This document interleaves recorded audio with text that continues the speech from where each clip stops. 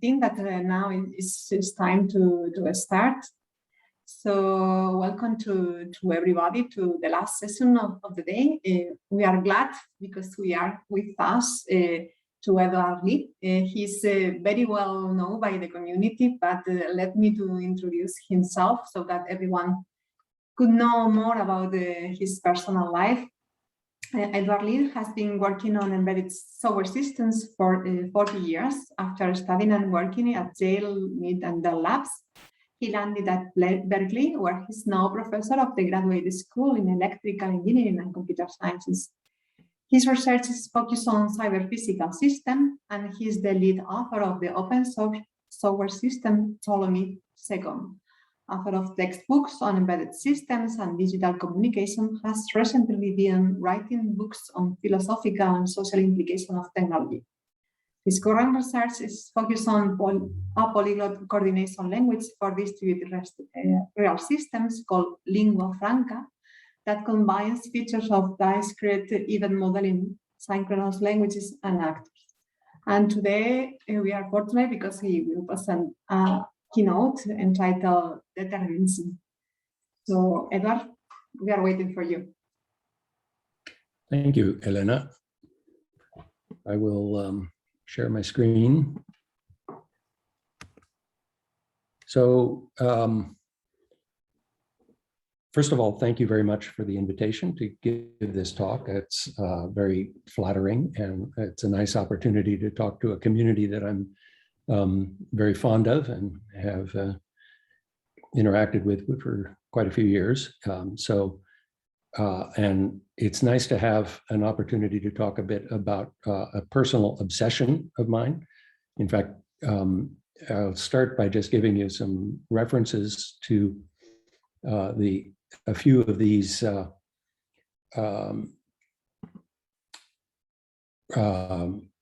papers and books that I've published on this. Most recently, there is a paper by the same title entitled Determinism in the ACM Transactions on Embedded Computing Systems. It was an invited paper meant to be kind of a provocative feature article. I also posted a blog on the SIGBED blog that is a very short sort of position statement.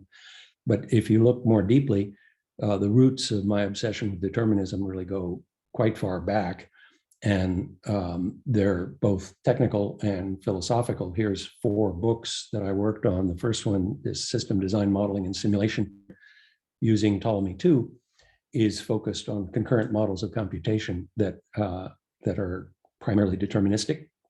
The Introduction to Embedded Systems book talks a lot about the trade-offs between determinism and non-determinism in system modeling and design. And then these 2 more recent, more philosophical books talk about the implications of determinism in its use in engineering processes.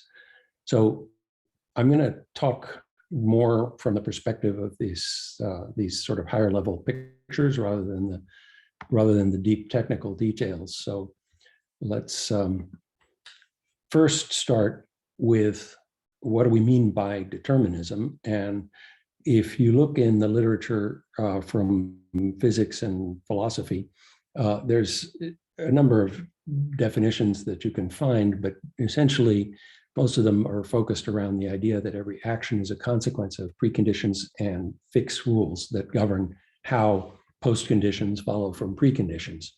And so generally, this concept is very integrally tied with the notion of causation. So the idea that the preconditions actually cause the consequences. But causation, it turns out, is not such a trivial idea. It's a very intuitive idea that we all have, but many psychologists believe today that it's actually primarily a concept that humans have because it's evolutionarily valuable to have it, that this notion of causation is actually not deeply rooted in our models of the physical world, but it's very much intertwined with our way of thinking about the world. And many people have a real distaste for non-determinism in the physical world because it seems to imply uncaused action, things that can happen without any particular cause, without any reason, without any explanation. And there's a distaste for that because of this very strongly ingrained notion of causation that we all have. So Bertrand Russell, way back in 1913, famously challenged the scientific community to attempt to dispense with this notion and pointed out, in fact, that most of our theories in our scientific theories of how the physical world works don't actually rely on a notion of causation. The notion of causation comes about from kind of a outside the theory interpretation rather than something fundamentally in the theory. And this very colorful quote where he says that all philosophers of every school imagine that causation is one of the fundamental axioms or postulates of science. Yet, oddly enough, in advanced sciences such as gravitational astronomy, the word cause never occurs. The law of causality, I believe, like much that passes muster among philosophers, is a relic of a bygone age, surviving like the monarchy, only because it is erroneously supposed to do no harm. So this was a real challenge that was thrown out to the community, and it's been followed up by many very thoughtful thinkers who have tried to figure out, why do we have this notion of causation so strongly ingrained in our interpretation of these theories, even though it actually is not at its root in the theories. So when you look at determinism from this perspective, it becomes a very, very difficult topic. This is very nicely expressed by John Earman, who published a book way back in the 1980s that's a primer on determinism and still a really good reference on the sort of philosophical and physical views and interpretations of determinism. But right in the preface, Earman sort of says, well, this is an incredibly difficult topic, and even though I've spent most of my career working on it, this is as much as I have to offer. And he says, he approaches it with humility and with a cowardly resolve to issue disclaimers whenever the going gets too rough. So this concept of determinism remains enormously controversial, difficult, and so how can we get our heads around it? Okay, so the essential concern with determinism is the question of whether there are alternatives. Could things work out in more than one way? Okay, so the existence of alternatives is an essential part of understanding the relationship between deterministic and non-deterministic systems. So if you assume that there are alternatives, then the question becomes when, how, and why are the alternatives resolved? But these are actually three different questions. When are alternatives resolved? How are alternatives resolved? Why are alternatives resolved? Are three different questions, okay? So an extreme view of determinism in the physical world says all of the alternatives were resolved at the time of creation, at the Big Bang, or if you're religious, at the time of whatever your religious creation is, all alternatives were resolved at that point, and everything is just playing out then according to the resolution that was established then. That's answering the question when. The question how, that doesn't address. The question why, that doesn't address. So let's focus on when alternatives are resolved. That's actually a much easier question to deal with than the how and the why.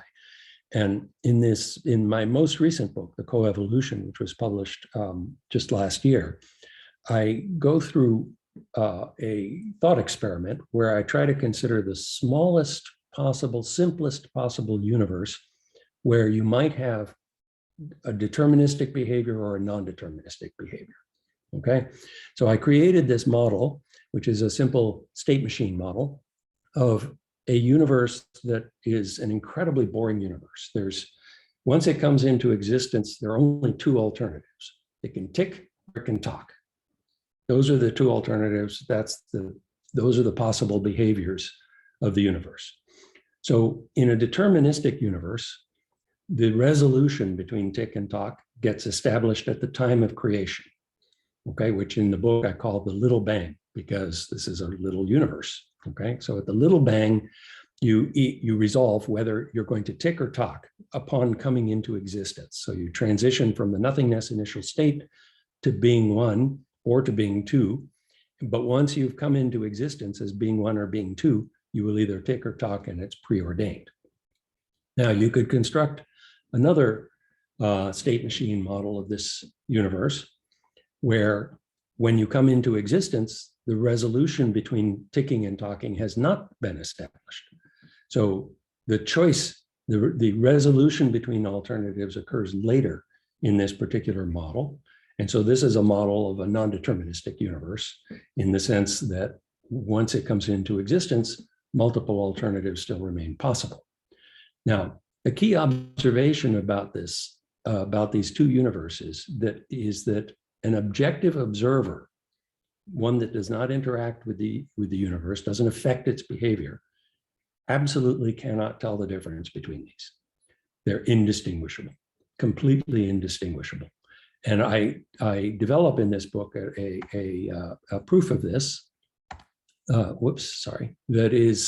That follows from the theory of automata and primarily leverages results from Robin Milner's notion of bisimulation relations between automata. And one of the things that Milner shows us is that it's impossible to tell objectively by observation alone which of these scenarios is true. In other words, any observer, objective observer, cannot tell the difference. But it is possible to tell the difference if you are a subjective, first-person, interactive being with this universe. And in my book, you'll have to see how that story evolves, but I actually expand the universe a bit to allow for the concept of an observer within the universe and the concept of an interactive observer, one that affects the universe. And I show that Milner's theory tells us that it is possible through this kind of interaction to tell the difference between the two, but it's impossible actually to build 100% confidence. So that to me was a pretty amazing and interesting conclusion about this. It sort of suggests that because we exist within a universe and we have a tremendous controversy of whether this universe is actually deterministic or not, the fact that we can't resolve that question, in fact, John Searle called this question of whether the universe is deterministic a profound embarrassment to philosophy because of its inability to be resolved. And it may be that its inability to be resolved is actually a fundamental mathematical property of the concept of determinism. So we can't build up 100% confidence. So in these, if you look at these two tiny universes, if you look at the model, rather than you just observe behavior. So if you're just observing behavior, you're just seeing ticks and tocks, okay? But on the other hand, we have these models in front of us, these two automata, and we can clearly see the difference as a passive observer. I don't need to interact with these to tell the difference between these. In this deterministic universe, the resolution between alternatives is happening earlier, and in the non-deterministic universe, it's happening later. So maybe if we focus on the models, the question of determinism becomes much easier. And in fact, it really does. I mean, you can see at a glance, once you've got these models in front of you, what the difference is between them. So if we treat determinism as a property of models, which is not what Ehrman does in his book. In Ehrman's book, he treats it as a principle about the physical world, not as a property of models. But if we treat it as a property of models, it's actually easy to define and much easier to work with. So we can define determinism very simply. A model is deterministic if given the initial state and given the inputs, the model defines exactly one behavior. Now, I've highlighted here in italics and in red the keywords that need further refinement. What do we mean by state? what do we mean by inputs and what do we mean by behavior?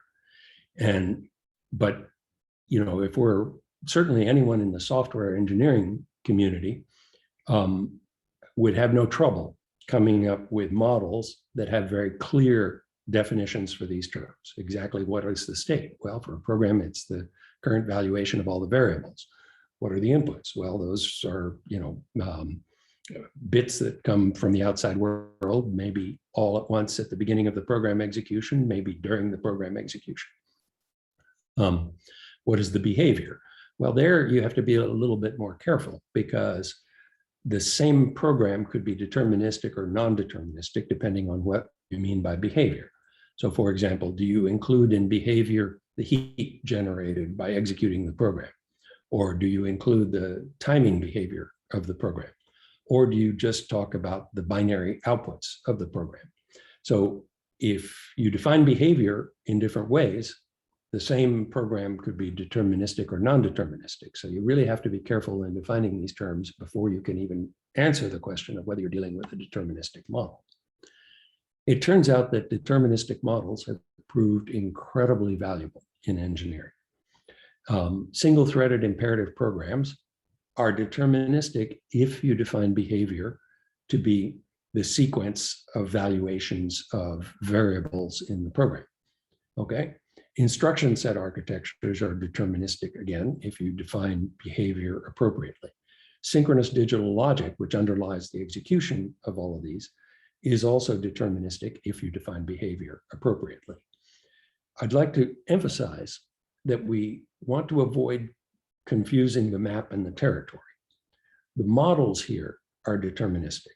The physical systems may or may not be deterministic depending on the resolution to Ehrman's impossible problem. Okay, we don't know whether the physical world is actually deterministic and may never actually be able to resolve that question.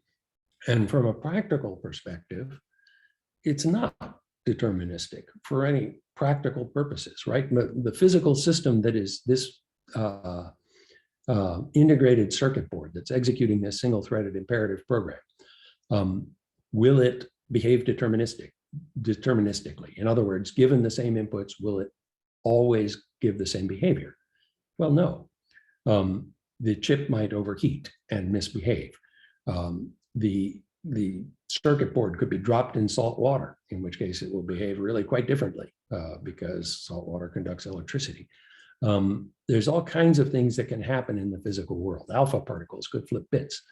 So the physical system is not reasonably modeled as deterministic for any of these models.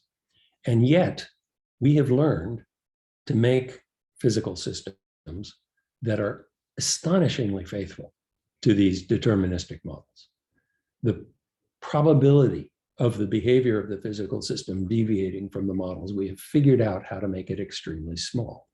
Didn't always used to be that way, right? In the early days of computers in the 1950s, when they were made using vacuum tubes, programs had to be kept short because vacuum tubes failed often enough that the probability of being able to execute a program to completion decreased rather dramatically as the length of time that taken by the program increased, because the vacuum tubes would have to be replaced.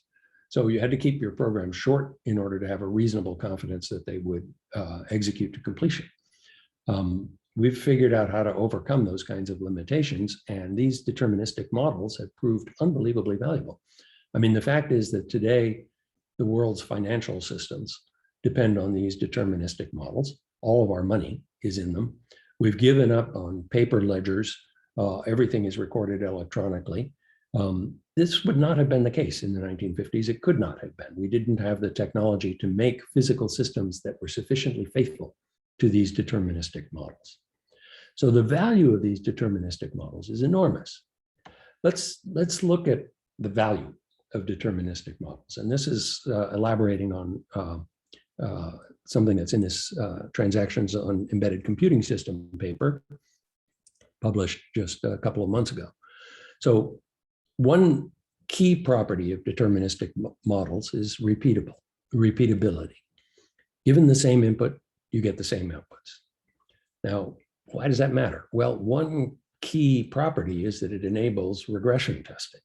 If we know what the outputs are supposed to be, and we give the system the inputs, and we get anything that deviates from that known good behavior is considered a fault condition. So repeatability, hugely valuable. It enables testing. It underlies testing. So you may remember a couple of years ago, there was a NASA study of unintended acceleration cases involving Toyota vehicles. And NASA was commissioned by the Department of Transportation to study Toyota's software to try to find, reasons why this unintended acceleration might occur. They never found a smoking gun, but they viciously indicted the Toyota software, saying that it was essentially untestable. And the primary reason that it was untestable is that it was using a principle that for control system engineers is very natural. Control system engineers want to always be able to use the most recent value of a variable, the most recent reading from a sensor, okay? And as a consequence, the Toyota software was written in such a way that it was a bunch of concurrent threads, all doing unguarded access to shared variables because they always wanted to read the most recent value. The consequence of that, however, is that there is no one correct behavior for the program given a set of inputs. In fact, you get exponentially many behaviors that are allowed for any particular set of inputs, which means that you cannot do regression tests, okay? So this was an indictment of the Toyota software that followed from the lack of determinism in the concurrency model that they were using in writing the software. Another key property of deterministic models is that they enable consensus. So when I do my calculations to balance my checkbook, I come up with the same numbers that my bank comes up with, even though we're using completely different techniques and software for coming up with those answers. But because we're using deterministic models, my bank and I agree on what the balance should be. So that's a very useful property. Predictability. This is one that many people misinterpret, okay? Some deterministic models are predictable.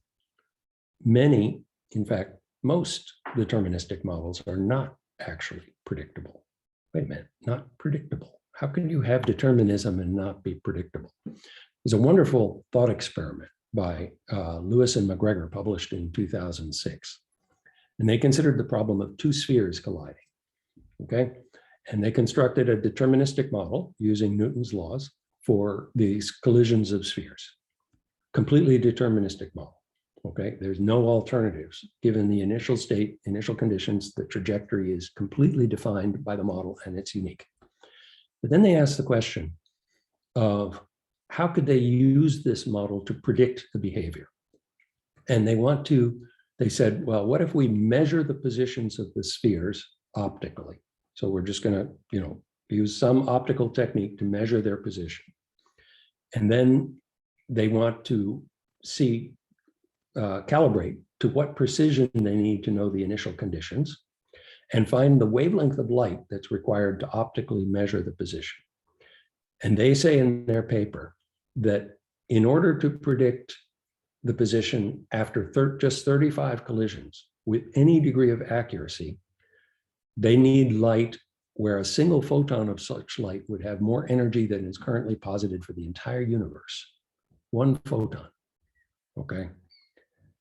This says this deterministic model does not actually give you predictability in any practical sense. It really cannot be used to predict the behavior. And in fact, most deterministic models actually have this property. The ability to use this model for prediction is limited to relatively short time horizons. This problem was famously characterized by Edward Lorenz, who was a meteorology professor at MIT. They actually used to have meteorology professors at MIT.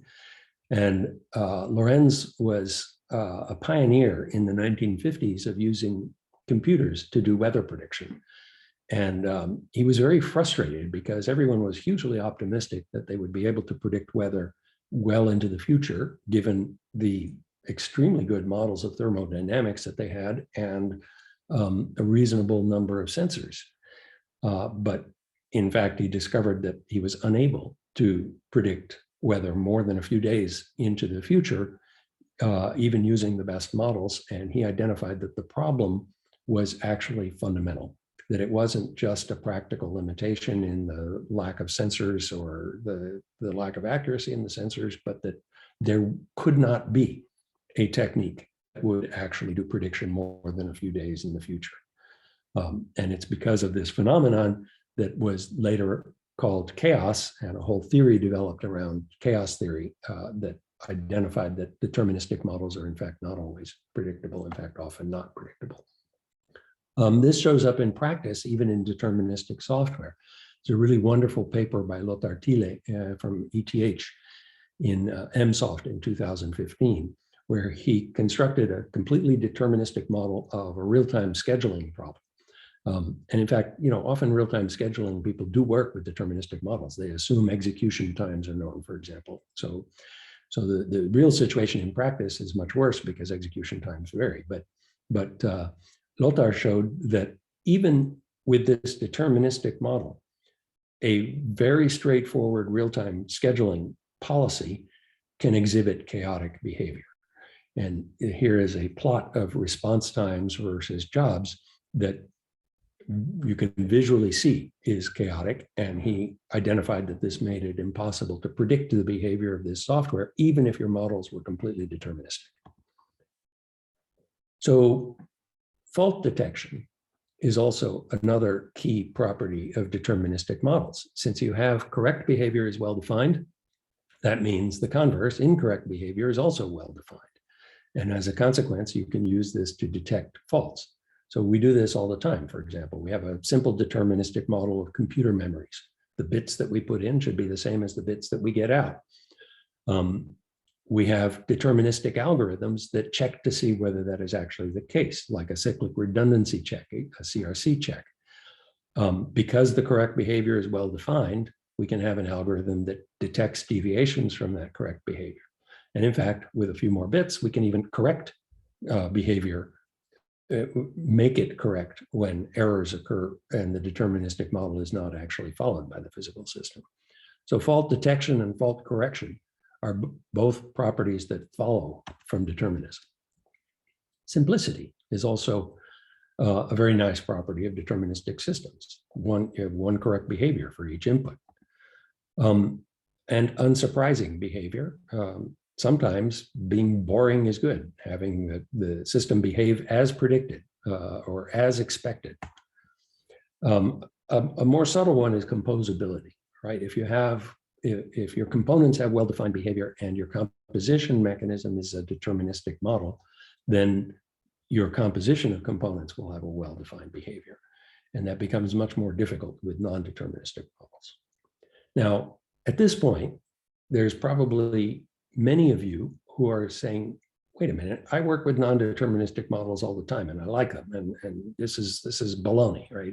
I'm going to continue doing my work with non-deterministic models. Well, sure. Nothing that I have said implies that there isn't value in non-deterministic models. Let's go through some of the properties that non-deterministic models have that are useful, okay? One is abstraction. Non-deterministic abstractions may be easier to understand. That's a very simple one that is quite common, right? So we have this notion of abstraction and refinement, where an abstraction of a model may be a much smaller model.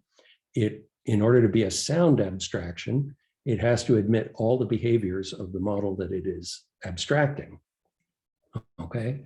Refinement is kind of the converse of that, where you have some abstract model and the refinement adds detail.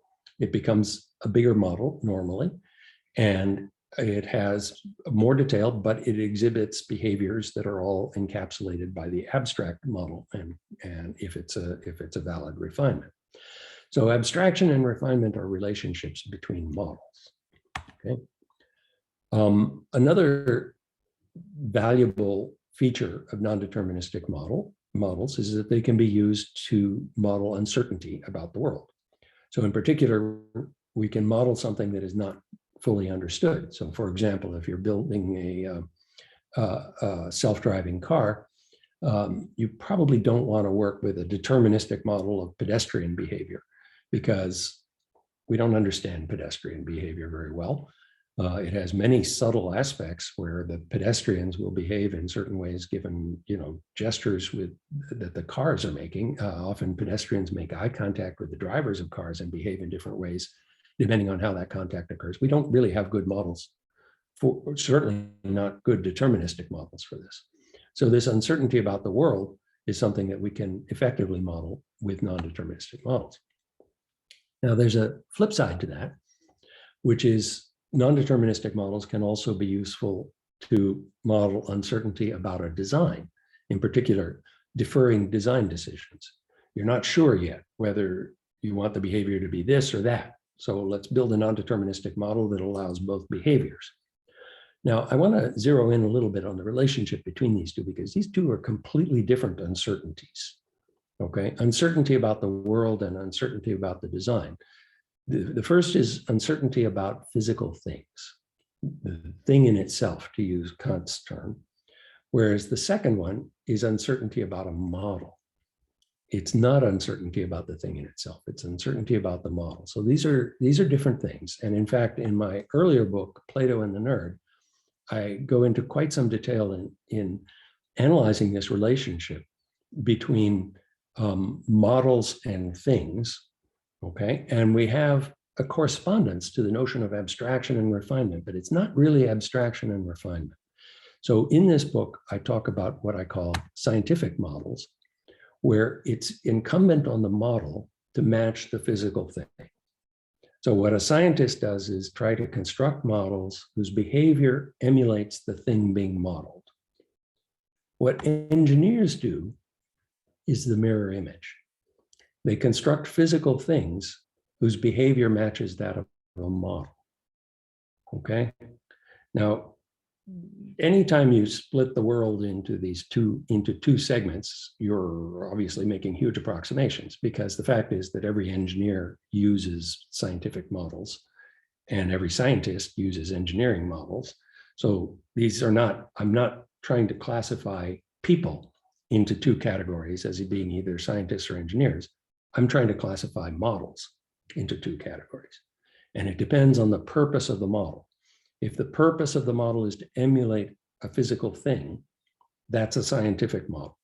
If the purpose of the model is to specify a physical thing, where you need to make the physical thing match the model, that's engineering. That's an engineering model. Okay? These correspond very nicely to abstraction and refinement, but there's a key difference, which is that abstraction and refinement are mathematical relations. They're relations between models, whereas science and engineering are relations between models and things. And we can use mathematics for them, of course, but they are not at their root mathematical models because it's impossible to make them perfect. They don't work within an axiomatic system, okay? This is a pretty audacious slide, right? Because you've got science, engineering, and mathematics summarized in one slide. But to emphasize this point, this latter point, that the science and engineering models are fundamentally different from the mathematical models of abstraction and refinement. So Box and Draper famously said, essentially, all models are wrong, but some are useful. It took me quite a while to realize that Box and Draper were talking about scientific models here, because they're talking about the relation between the model and a physical thing, and they're assuming that it's incumbent on the model to match the physical thing. The corresponding engineering statement, Marjan Sirjani and I published in 2018, where we said, essentially, all system implementations are wrong, but some are useful. this is the corresponding statement about engineering models. Given a model where I have to make a physical thing to match that physical thing will never perfectly match my model. The silicon that I create that behaves like this logic diagram will not ever be perfect. I cannot have 100% confidence that that silicon will always do what that logic diagram says it should do, okay? But we've figured out how to make it sufficiently reliable that those pieces of silicon are awfully useful, okay? So these relations, scientific models, engineering models, are really fundamentally different from the mathematical models that just relate models. So these two forms of uncertainty about the model, about something in the physical world not fully understood, is a scientific modeling problem, whereas deferred design decisions is an engineering modeling problem. Non-deterministic models also prove useful in security sometimes. You do want unpredictability to make systems secure. Sometimes you really have don't care situations, and so you can use non-deterministic models for that. A good example of that is serverless architectures, where you really don't care what server it operates on, and you go to some lengths to make sure that the state is carried along with all requests so that you can map programs onto arbitrary servers. And in that case, a good bit of non-determinism is quite acceptable because you deliberately don't care. Another good use of non-deterministic models is to get surprising behavior where boring is bad. So for example, if you're trying to do musical improvisation on a computer, you really don't want to be boring. That's really quite different from a safety critical physical system where you really, cyber physical system where you really do want to be boring. So let's focus on cyber physical systems, because these really, from the perspective of modeling, they present an enormous problem for us. Because the fact is that we have very good deterministic modeling techniques for all of the components of this system. We have very good deterministic models for physical plants, ordinary differential equations, or differential algebraic equations. We have very good deterministic models for computational platforms. We have very good deterministic models for network fabrics. But as soon as we put those models together, they become non-deterministic. And a big part of the reason for that is that they model time in different ways. And when you put them together, the mismatch between the models of time comes to the foreground, and you end up with non-deterministic models. I mean, a very simple example of that is that our deterministic models of computer programs, almost all of them ignore timing. Timing is not part of the deterministic model, and that is hugely exploited in computing, okay? But that means that as soon as you have a piece of software that interacts with a physical plant, the timing of that interaction is not specified by the model of the software, but it affects the behavior of the physical plant in ways that we do care about. And consequently, when you combine these two models, the model of your physical plant and the model of your computational platform, even though you've got deterministic models for each of the two components, as soon as you compose them, you've got a non-deterministic model. So in modeling the physical plant, time is usually Newtonian, occasionally relativistic. If you're designing large-scale, globally spanning systems or things like GPS systems, you need to take into account relativistic time. But for many software engineering problems, you can just use the Newtonian model of time, where time is a continuum and it advances uniformly everywhere, okay? Although it's really very problematic to use that model in computational platforms. Okay, in fact, the simplest model of time, and the one that we really rely on very heavily, is just time as sequences in a computational platform. And in fact, many of our techniques, including formal methods like model checking techniques, rely on this. So model checking relies on the idea that a system behavior is a sequential progression of states, okay? That's a sequence. If you look at relativistic timing, that sequence doesn't make sense in the physical world, okay? The order of events in the physical world is actually at a very fundamental level dependent on the observer's frame of reference. It's not an absolute property of those events. And when we're building computational systems that are distributed over networks, these kinds of effects become extremely important, where you have events that occur on one processor somewhere in the network and another event occurring on another processor somewhere else in the network. And we can't define the order in which those two events occurred, and yet we need to model the behavior of the overall system as a sequence of states, but we don't know in which order these occurred. In fact, it doesn't make sense to even try to define that. So there's a mismatch there in these models. When we model networks, we usually model discrete events, and those can give us very nice models of the network behavior. So what is time? Well, from the physical perspective, it goes way back to Aristotle, where, Aristotle associated it with just change of physical systems. Newton came up with a model that really pervades many of our thought processes in ways that are sometimes really quite problematic, because Newtonian time is not measurable. It's not knowable. It doesn't exist, actually, in the physical world. So it can't be measured. And if we're doing things relatively slowly enough, it doesn't really matter. But the fact is that in distributed software systems, we're not doing things slowly. Things are happening fast enough that Newtonian time is seriously problematic. Using relativistic time is also problematic in those systems because we don't necessarily know the frames of reference. And of course, there's also even a debate in the physics world these days about whether time is actually even a continuum. So from the perspective of physics, time is a problem.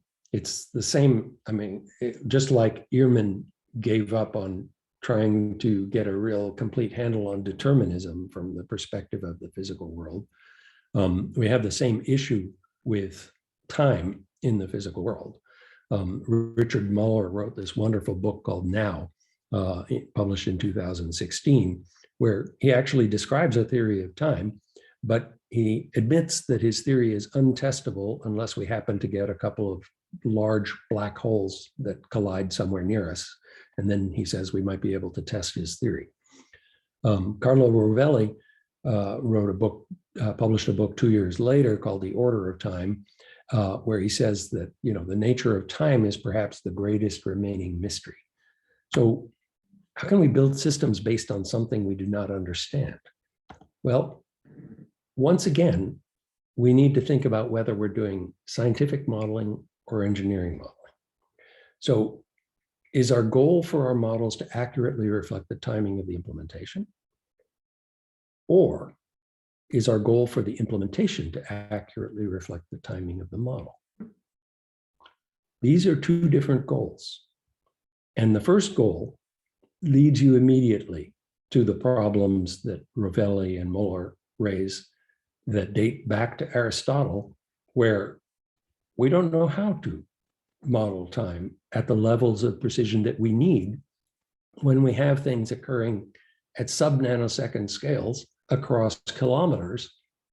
We just don't have the models that work for that. But if the goal is the second goal, that goal is actually achievable. We can build engineering models that have very clear models of time, and we can build systems that accurately and reliably behave like those models. So in the second case, deterministic models of timing make perfect sense. So what are the desirable properties that we want in a model of time? Well, a present that separates past and future. You say this is just very basic. This is what we mean by time. Well, the physical world doesn't give us that, okay? The present doesn't exist in the physical world. We know that from relativity. Support for causality. In other words, things, well, you want statements like if event A causes event B, then A occurs before B. But again, causality is a problematic concept in physics. It doesn't really exist in most of the models in physics. Again, going back to this point, most of the models of physics are relations, not cause and effect. So, when you write down a differential equation, like the Schrodinger equation, for example, you're not describing how one thing causes another. You're describing how two things evolve together, okay? And so this notion of causality doesn't really exist in these models. Another thing that we need is a well-defined observer and a notion of simultaneity. And the physical world doesn't give us natural ways to do this that are easy to use. So all of these are problematic in physics, but actually relatively straightforward in engineering. So I emphasize, our goal then for cyber physical systems is to build models that we can clearly understand and trust, and then figure out how to make physical systems that accurately emulate those models. So what should that model be? So here I get to the latest manifestation of my obsession with determinism, which is this meta language or coordination language that we call lingua franca. And this project started at Berkeley, but it's become an international effort. Here is a snapshot from one of our, just last week, a call that we were having, and you can see there's 3 participants from Dresden, 1 from Illinois, 1 from Kiel in Germany, 1 from Dallas, and 3 from Berkeley on this particular call. And this is pretty representative. Oh, and 1 from Korea. So timing these calls has become extremely challenging, but it's become an international effort that is really quite exciting to me. And so I'd like to give you a little bit of a snippet of what this language is about. Again, a big part of the emphasis of this language is to address the problem of how to design software in distributed cyber physical systems.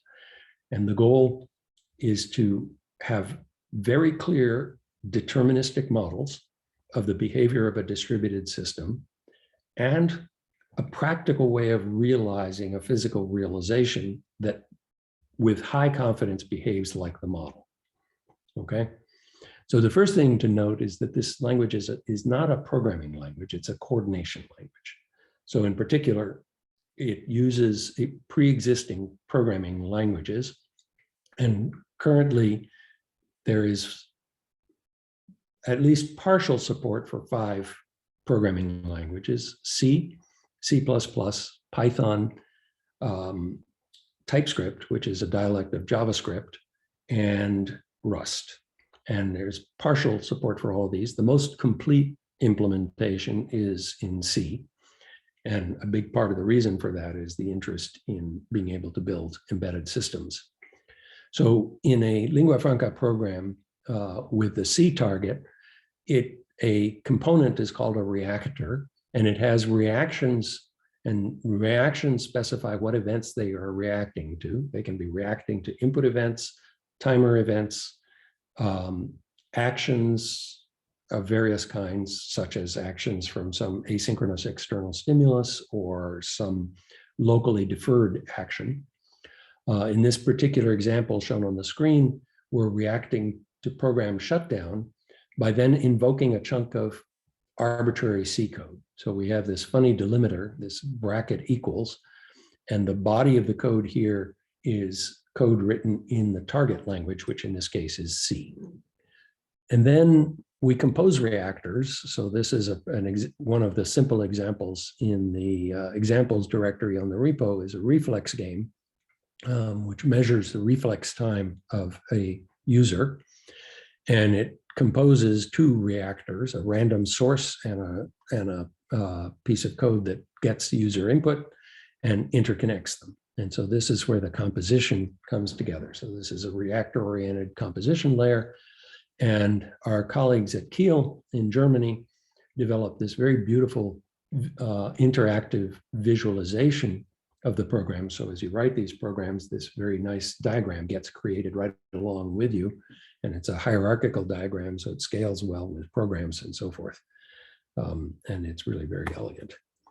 So So that's just a little snippet. Let's go into a little bit of the details. So one of the key ideas here in lingua franca is that it accepts right from the beginning a multiplicity of timelines. And this becomes rather treacherous, and it's maybe the hardest thing to get your head around when you start working with this language, because we're not used to talking about multiple timelines at the same time. In fact, natural language structure has a lot of difficulty with talking about multiple timelines, because we always tend to say things like at the same time. That's as if there is a single timeline that everything is relative to, but there isn't. So in lingua franca, there's a notion of logical time, and in a distributed system, logical time advances more or less independently in the different components in the system. But then there are specific points where logical time and measurements of physical time. Notice I did not say physical time. I said measurements of physical time come into alignment, okay? We don't have a physical time. We only have measurements of physical time. And in lingua franca programs that interact in a cyber-physical way with the physical world, there are specific points in the program where you specify that you want the logical time to align as best as possible with a measurement of physical time. That measurement is going to be a local measurement on your local platform. It is going to be imperfect. It is guaranteed to be imperfect, okay? And so those points are defined in the program, but the behavior in logical time is deterministic and has all the advantages that I already cited of deterministic models. So for example, I can specify a timer that has an offset of 0, meaning that it starts immediately when the program starts at program start time, and it triggers every 100 milliseconds. Now, I want to emphasize, if I have a distributed lingua franca program, and on this microprocessor, it's running one program that has a timer just like this, and on this other microprocessor, it has a timer just like this, any events that are produced as a consequence of these timers are guaranteed to be logically simultaneous everywhere in the system, meaning that any observer of these two events will see that both events have occurred or neither has occurred, okay? These are not like the timers that you find in JavaScript or any of the existing languages where it's just a best effort attempt to align to the physical clock. But once you have a distributed system or multiple interacting components, the actual alignment of these timed events is arbitrary. That's not what happens here. The alignment is defined by these timers on a logical timeline, and it's guaranteed that the alignment will occur as specified in a distributed system. So you can then specify, you define a timer, and then you define reactions to that timer. And you can also manipulate logical delays. So in particular, this program, what it does is simply produce timed events, then delay them by a logical time, then print the results. And the way the lingua franca compiler works is, again, the body of the reaction code is just C code, okay? The lingua franca code generator takes this specification and turns it into a standalone C program, which you then compile using an ordinary off-the-shelf GCC or any C compiler. And then you can execute the program, and it's an ordinary C executable. So in particular here, we see the invocation of the compiler, the code generator rather, which also then goes and invokes a C compiler, and then the execution of the generated program. And in this particular case, it shows the logical time progression of the events and the corresponding physical time as measured on the local platform. And you can see that on this particular platform, the physical time is lagging somewhere on the order of 100 microseconds behind logical time. So there's a rudimentary attempt on a non-real-time system here to make these align, and they're on the order of 100 microseconds off in this alignment. They will always be off. The alignment cannot be made perfect. okay? Lingua franca programs also support asynchronous external events through this notion of a physical action. So this particular example in a reaction to the startup event starts a background thread that will produce asynchronous events. So this is kind of a test case for sensors that are producing asynchronous events. And then when we start up the program, we start that background process, and then we have a physical action that will be triggered by those external synchronous events. And the key idea here is that when that physical action is triggered, it gets assigned a logical time using the local physical clock. Once it's assigned that logical time, the processing of that event is completely deterministic. The assignment of the logical time is not deterministic because that's going to be determined by this asynchronous external event. But once the logical time has been assigned, the rest of the processing is deterministic. This is what enables regression testing. Okay, if you have particular corner cases, you're worried about whether a sensor, if it produces an event at a particularly unfortunate time, will your system react appropriately? Build a regression test where you replace your sensor with something that deterministically produces an event at the unfortunate time and check to see whether your system behaves as you need. So this ability to build regression tests, even for systems that are fundamentally non-deterministic, is a key feature of lingua franca. You can also specify deadlines, which are another relation between logical time and physical time.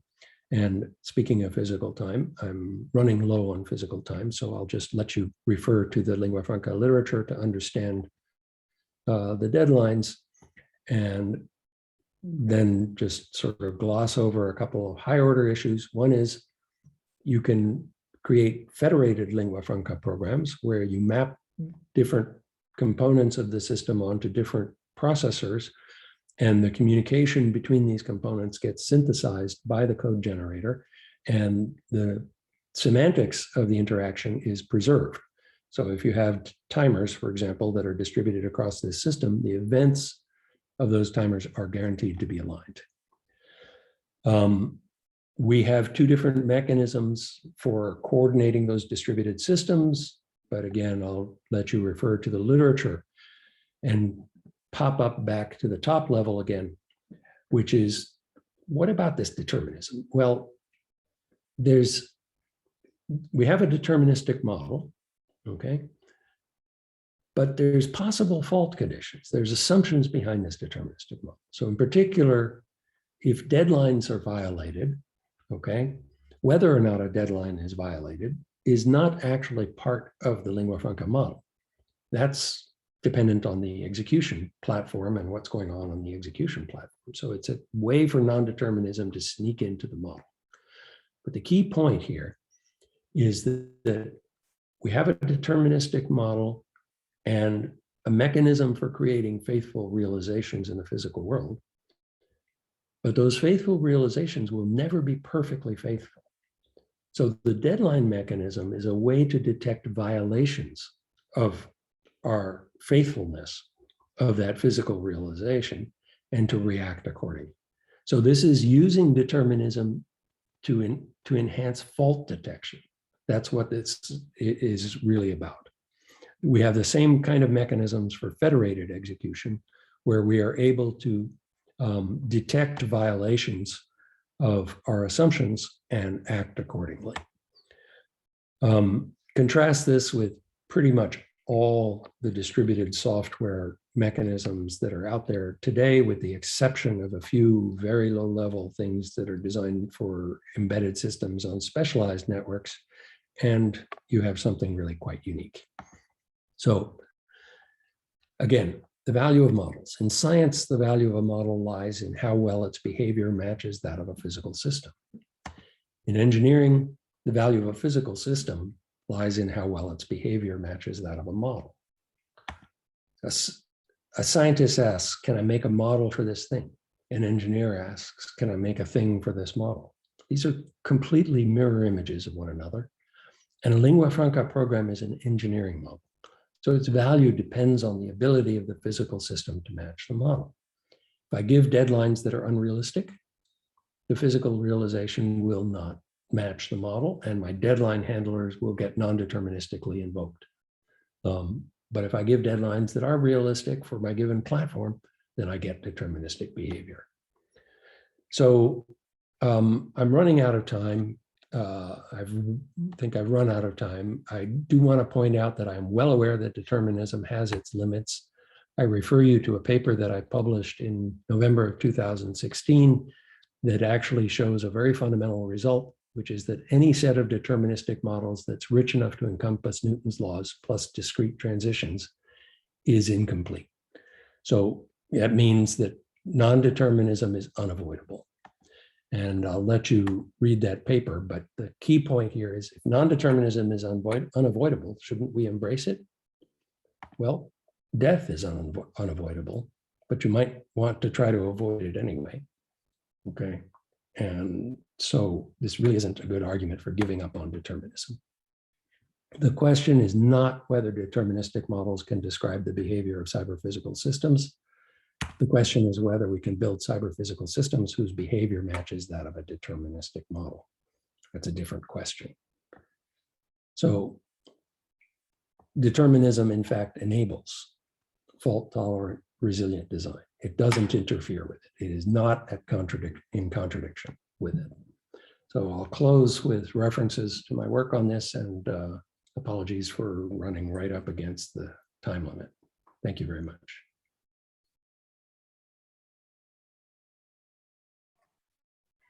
Thank you very much, Edward, for your talk. This was quite interesting, very interesting, and also quite astonishing, at least on my side, because I didn't was thinking in the terms you were using about the systems and how we are really using the models whenever we are building systems. So it's a very different view, and it was surprising for me, your opinions and your way to describe this way of building the systems and approach the constructions of systems. So we are a little bit run out of time, but still we have some minutes to make some questions. So if any one of you have any questions for Edward? So while we're waiting for questions, I want to say that, you know, the fact that this is surprising to me, it's embarrassing that it took me so long to realize these things, because I've been working in this problem space for 40 years, and these are all relatively new insights for me. And why did it take me so long? For me, it was interesting whenever you were describing at the beginning the models, and you were explaining us that, for instance, the first model, it was about a program model, and then you have an integrated circuit, and then you explain that despite we have the model, and we think this model is a deterministic model, at the end, whenever we are running the system, depending on the situation, we can have different outputs of our system because of the environment and what's happening around our system at the end. So I think that I had the impression whenever you were explaining us this situation is that determinism is really a matter of abstraction, because whenever we are describing this model, the problem is that it's not deterministic at the end, because we are abstracting away many information, many details that will be needed in order to achieve really this kind of determinism. I don't know if I'm wrong in this opinion, in this side. No, you're absolutely right. I mean, abstraction can be thought of as omission of detail. Okay, and in that sense, but the problem with thinking of it that way is that we don't really know whether the physical world is deterministic or not. So we really can't think of determinism as necessarily being an abstraction, right? And something that I like it when you were explaining about the use of the determinism and the way to use the models, they should be deterministic or not, and how we use the model as a way to describe and to represent the system. Is that at the end, as an engineer, because at the end in the computer science world, I think that we are really engineers. At least in Spain, we have this view, is that at the end we are really worried about whether we are building the system in order to satisfy the model. But we need to describe the model in order to know how to build the system. Okay, so really it's a matter of what I want to have, what I want to obtain, what behavior I'm expecting. So I describe this model to obtain this behavior, and then I build the system to satisfy my model. Yes, and there's an interplay. I mean, we're going to use both the engineering modeling techniques and the scientific modeling techniques. So a really concrete example of that is worst case execution time analysis. What is that? Well, that's building scientific models, right? But it's an extremely useful part of making sure that your engineering model is realizable.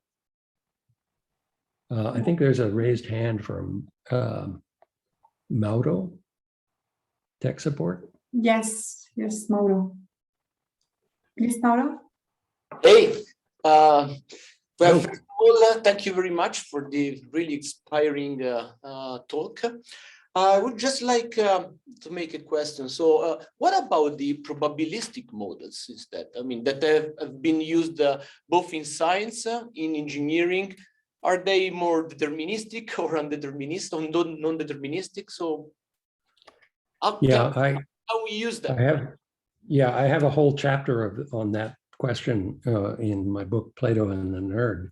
And interestingly, much of modern probability theory dates back to Pierre-Simon Laplace, who developed a lot of the notation and formalisms that we use for probability theory today. And Laplace was completely convinced that the physical world was completely deterministic, governed by Newton's laws. Okay, so why did he build a whole probability theory? And the reason is that he was a Bayesian, not a frequentist. Philosophically, his approach to probability was that probability was a measure of what you don't know, not some reflection of randomness in the physical world. Okay. Yeah. Mm-hmm. So probabilistic models are actually orthogonal to the question of determinism. Okay, yeah, I see. Thank you for the answer.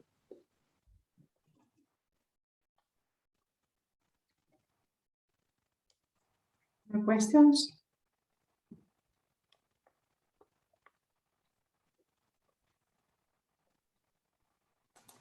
I put one in the chat, Elena.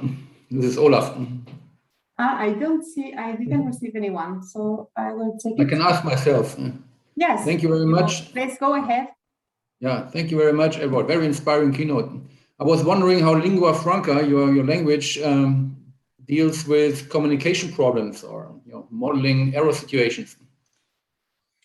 Yeah, that's a wonderful question. And in fact, I just in the last couple of days have finalized together with the group a paper that's 45 pages long dealing with this.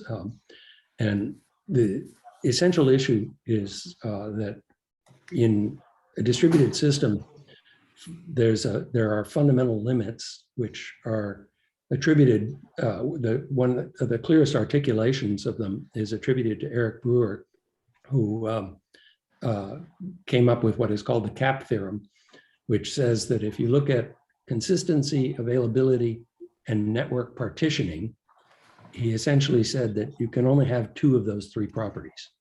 Network partitioning you can think of as network failures or excessive network delays, that I think is what you're alluding to, the kinds of behaviors that might create problems in realizing the lingua franca semantics across a distributed system. If your network behaves unpredictably or malfunctions, how do you preserve the semantics? And Brewer's theorem tells you You can't, fundamentally. You have to either give up consistency or you have to give up availability. We have two distinct coordination mechanisms that we've implemented in lingua franca, one of which emphasizes availability. So it says it emphasizes the ability of each component to keep on running, okay? So that a network failure doesn't block progress of a single component, okay? That's emphasizing availability, but at the cost of consistency. But it's a detectable failure, and so you can react accordingly that you know that you've lost consistency, right? The second execution mechanism that we have guarantees to preserve consistency, but at the expense of availability. It means that if one component in the system fails, if a network fails, for example, then progress will get blocked on several components in the system. But that guarantees that the lingua franca semantics still get obeyed, but at the expense of availability. So Brewer's theorem tells us that there is no solution that can preserve both consistency and availability in the presence of network failures. And we have mechanisms that enable you to emphasize one or the other and to trade them off quantitatively, interestingly enough. So I'd be glad to send you that paper. Ping me by email. We'll do. That's a very smart move. I'm sure the whole software architecture community here will appreciate that you're expressing that the language supports trade-off analysis between two qualities. I put the link to the update on the CAP theorem in the chat for the other guys that are still out there.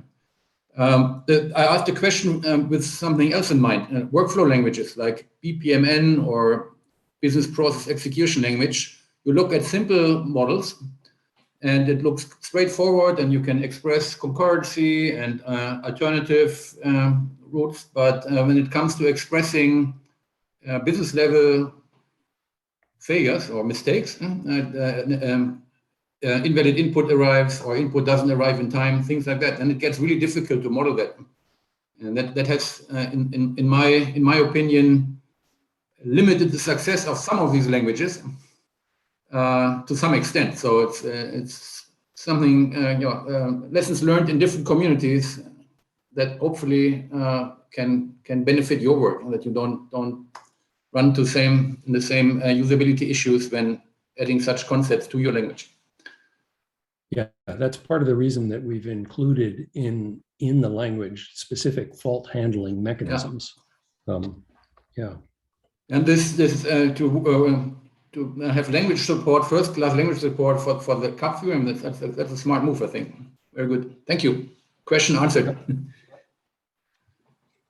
Okay, thank you very much, Ralph. Any other question? Looks like there's one from Welf Low.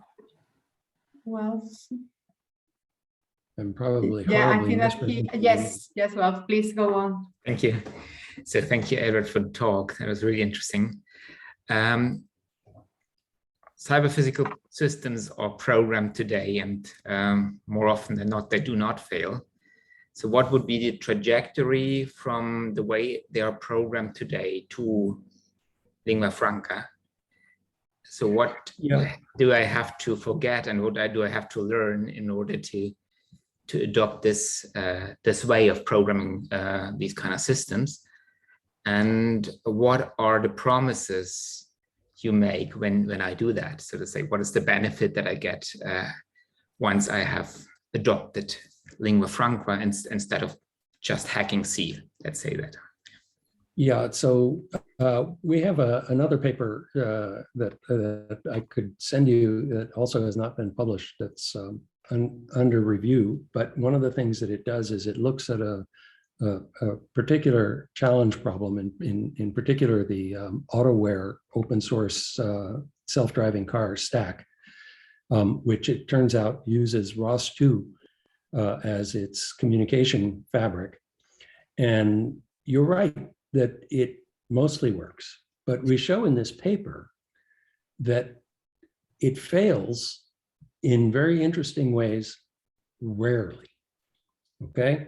But it does, and it does, when you actually execute it in practice, we show the measurements in this paper. Rare failures in this scenario are worse than frequent failures because they become undetectable in testing, but they're almost certainly going to appear upon deployment when you deploy them to millions of cars. So rare failures are actually worse than frequent failures in this particular scenario because of this testability problem. And so we then we put side by side with that a lingua franca realization. We actually ported AutoWare to lingua franca. Mostly this was Soroush Bateni at UT Dallas that did this work, an impressive piece of work. And he showed that those rare failures do not show up in lingua franca. And if you have situations that arise that make it impossible to realize the lingua franca semantics, those are detectable. So you can build in your reactions to those violations of your assumptions into your programs. Excellent. Do you also have an answer to my first part of the question? What do I have to forget and what do I have to sort of say, learn or teach my students? Yeah, that's a very good point. So one of the key things that, because lingua franca is a coordination language, it's actually designed to be able to make use of a lot of legacy code. And the porting of AutoWare, AutoWare is a good case in point, right? This is a pre-existing C++ library with quite a lot of code. And Soroush, in the course of about maybe 3 weeks of fairly intensive effort, was able to port the whole thing to lingua franca. So it's, I think, a good existence proof that you can make use of the legacy code. Excellent. Thank you very much. Thank you. Any other question, please? Henry Muccini has a... Yeah, hello. Hi. Hi, Edward. Hi, Helena. Hi, nice to see Henry. you. Hi. So let me ask this question related to our, let's say, teaching part. Your presentation, I would say, is an excellent example of starting from abstraction principles and then going to very concrete theory examples and so on. And this is always difficult. We discuss a lot in Italy, in L'Aquila, how to teach students the idea of abstraction, how to link abstraction principles with the real implementation and the dirty things into code. Just a question for you, if you have an idea on how this concept of determinism and non-determinism, all this, I would say, beauty of what you were telling with your example, we can transfer to our students. I shall know how to do, but honestly, I still don't know how to do. So that's why I'm asking, Yeah, I mean, that's an awfully big question. And, to be honest, I don't really know how to do it either. But I think that one audacious slide that I put up that relates, science, engineering, and mathematics has a couple of very key points. So one of them is that the property of abstraction is very different when it's a relation between models versus a relation between models and things.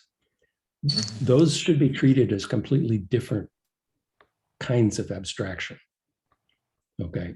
Because they really have very different properties. So the relation between models I characterize as a mathematical relation because you can build a system of axioms and show that an abstraction is sound and show that one model is a refinement of another and so forth. But that is always going to be about a relation between models and never about a relation between models and things.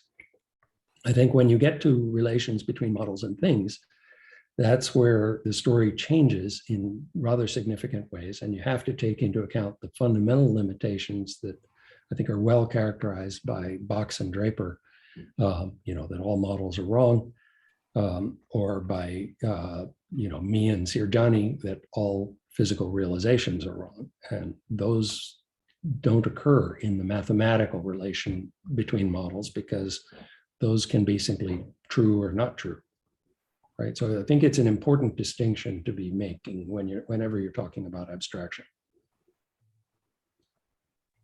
Thank you very much. We have another question from Beck. Greg? I posted a question.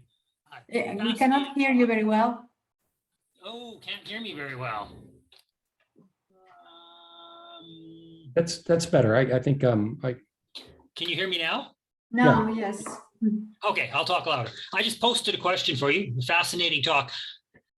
Any sort of feel for a timeline when this will become less of a research and development project and more of a functional and mature offering? Is it years away? Just any type of feedback would be appreciated. That's always a hard question to answer. I mean, I think the industrial hardening of any such project, I think, requires some industrial investment, right? It can't be a purely academic project. And there are, several of the team members who are contemplating doing startups and the like that would provide commercial support and customization of the framework, which I think could be one part of the path towards, providing something that is effective. But in terms of mature offerings, it's the academic software projects vary a lot in quality, but I am very proud of the work that has come out of my group that has been very heavily influenced by, I think, very sound software engineering principles. And Lingua Franca very heavily follows those principles. We've got very good continuous integration, regression testing, code reviews. We're making use of every feature of GitHub for tracking changes, managing pull requests, managing novel contributions, experimental contributions, things like that. So it's more mature than you would typically see from an academic project. I can state that with quite a bit of confidence. And just a perusal of the regression tests that are in the repository would give you a good sense of that. Any other question? I think that we don't have more right hands now. So many questions for you, Edward. I think that your talk was very interesting for everyone here. So I think that we are almost 25 minutes over the session. I think that we should finish now. But before, thanks very much, Edward, for your talk and for learning another way of building the systems, and specifically cyber physical systems, and every one of you that has attended to the session. Thank you very much for being here. And we expect to see you tomorrow as well. Okay? Thank you very much. All right, very good. Thank you. Bye-bye. Thank you. Bye. Thank you.